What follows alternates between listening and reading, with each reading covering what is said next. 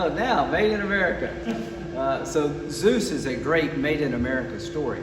The product line here is medical tubing. If you're diabetic and for neurosurgery, they make tubing smaller than the human hair for our medical supply chain. Made in America, not China. They make tubing for NASA and Boeing, so we don't have to depend on China or foreign countries for that part of our economy.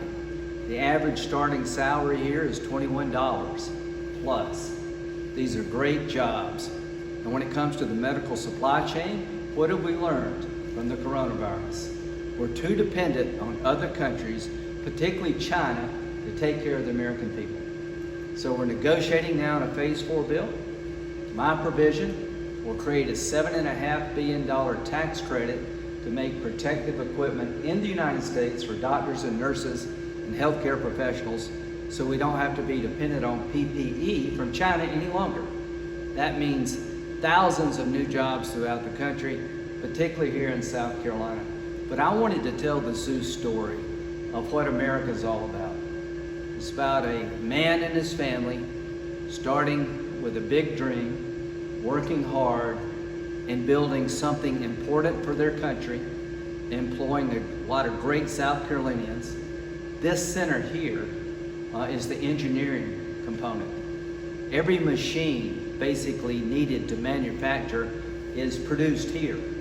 So they have no dependency on China.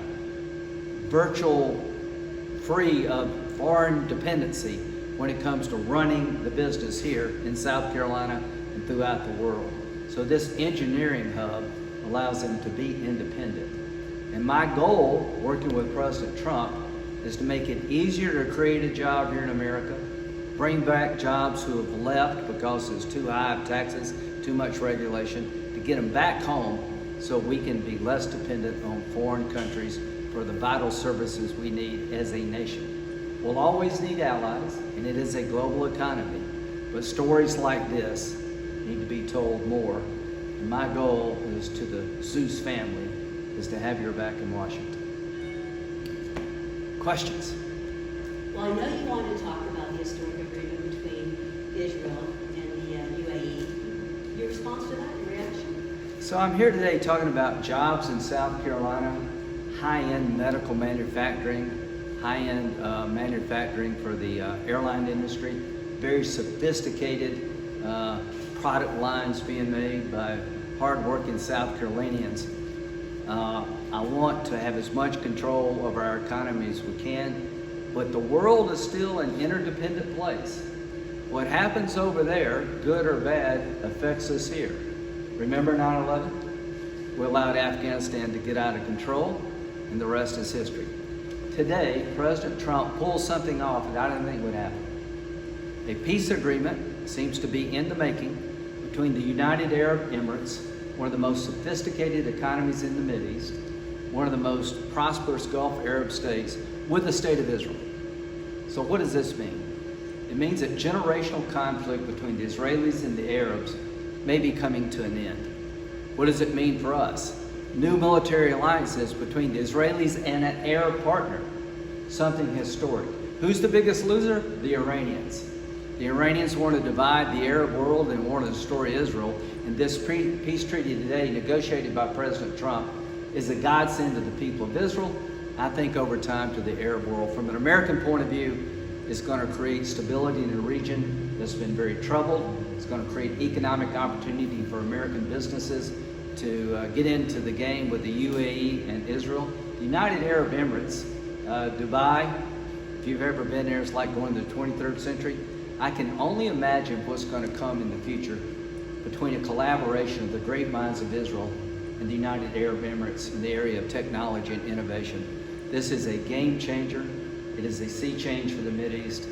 Hats off to President Trump and his team. Congratulations to the Prime Minister of Israel. It is never easy to make peace in a troubled land. And to our friends at the UAE, MBZ, you've done a great service, I think, to the future of the Mideast. And today is a historic day. And every American, you may not think it's a big deal, but I promise you, it is a big deal. I have two questions that are unrelated to each other. The first question is the federal response with the coronavirus to the nation and also to the state of South Carolina.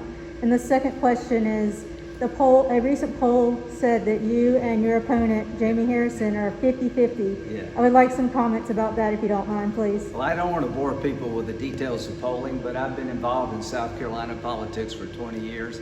31% of the people who vote, they're more than that who are Republicans. So all I will say, this poll has got a bogus methodology, but I'm taking the race seriously. I'm being challenged by maybe up to $50 million. You have to ask yourself, what is it about this race that $50 million would come in to beat me?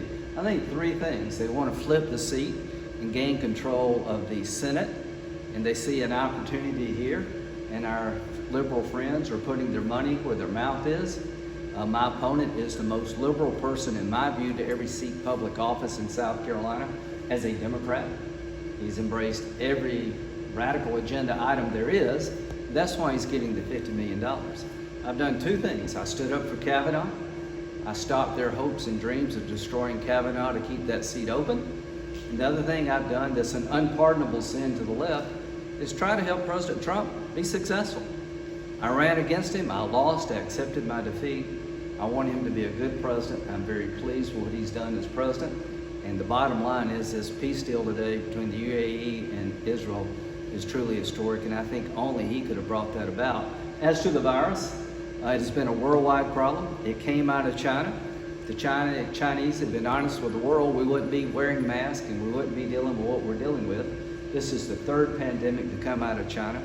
I think a vaccine is in the making here. Hopefully by October, early November, we'll have a breakthrough on the vaccine front. And until you get a vaccine, we're going to have to wash our hands, wear a mask, and stay 6 feet apart.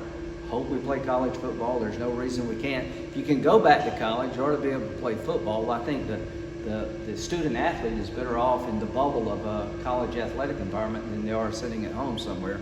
So bottom line is, let's get our PPE made in America. Let's bring back the medical supply chain, and let's get through this stronger.